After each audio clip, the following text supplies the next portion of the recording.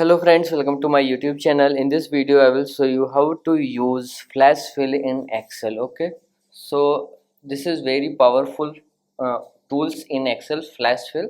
So by using flash fill I will here extract first name from this column, last name from this column, and I can also create email ID from this by using this column and initials from this column. Okay, so how to do it?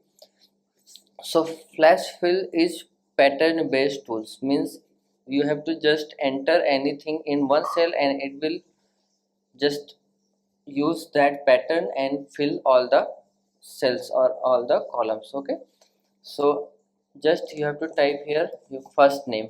Okay, and then go to data, and here you will see flash fill option. You can also use shortcut of Ctrl plus E. Okay, now you have to select all the column, click on it, and you will see extracted. First name is extracted from this column. Now last name, you have to type one name only. Okay, first cell, and then you have to just flash fill.